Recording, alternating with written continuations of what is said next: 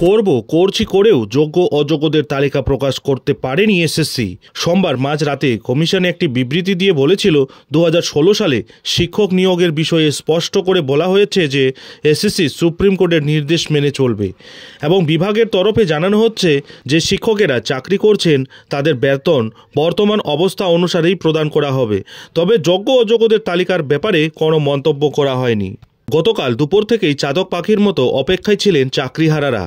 SSC জানিয়েছিল সন্ধ্যে 6টা নাগাদ তালিকা প্রকাশ করবে, কিন্তু আদতে তা হয়নি, যে কারণে ভবনের বাইরেই রাতভর অবস্থানে বসেছিল বিক্ষোভকারী চাকরিহারা শিক্ষকেরা। রাত পেরিয়ে সকাল হয়েছে, নিজেদের দাবিতে তবুও অনড় চাকরিহারারা।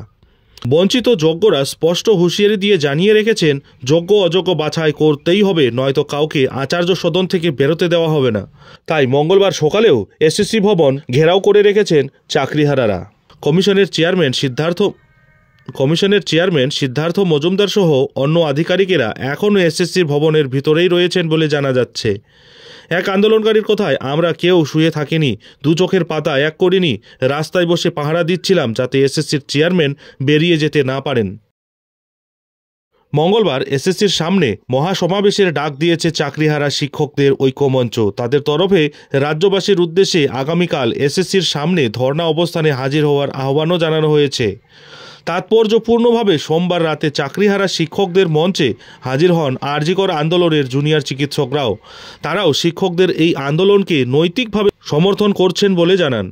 গত 3রা এপ্রিল এসএসসির 2016 সালের গোটা প্যানেল বাতিল করে দিয়েছিল সুপ্রিম কোর্ট, যার জেরে চাকরি হারিয়েছেন 26,000 শিক্ষক ও শিক্ষাকর্মীরা। গত 11ই এপ্রিল বিকাশ ভবনে শিক্ষামন্ত্রী ব্রাত্য বসু এবং এসএসসির চেয়ারম্যান সিদ্ধার্থ মজুমদারের সঙ্গে বৈঠকের পর জানা গিয়েছিল আইনি পরামর্শ নিয়ে 1.5 সপ্তাহের মধ্যে যোগ্য অযোগ্যদের তালিকা প্রকাশে আনতে পারে এসএসসি।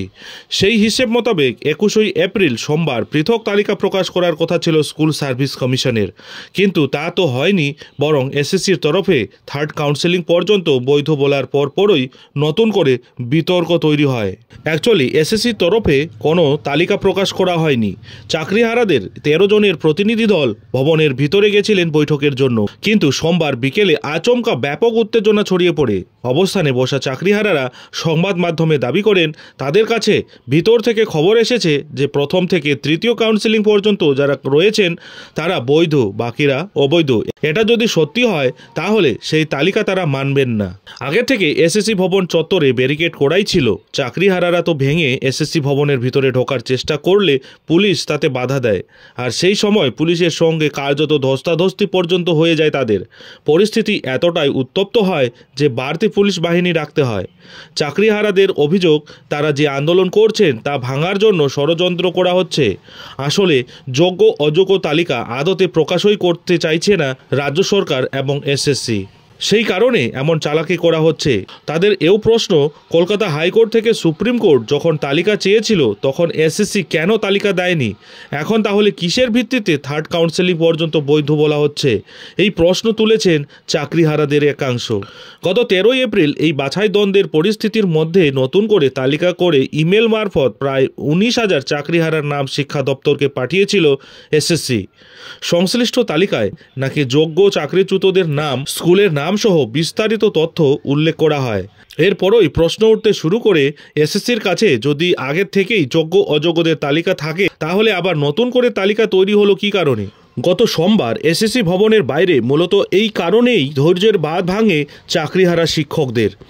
তাদের স্পষ্ট দাবি, যেভাবে হোক যোগ্য অযোগ্য তালিকা প্রকাশ করতেই হবে, কিন্তু মনে হচ্ছে সেটা প্রকাশ করা হবে না। এই পরিপ্রেক্ষিতেই হুঁশিয়ারি, তালিকা না প্রকাশ করা পর্যন্ত তারা অবস্থানে অনড় থাকবেন।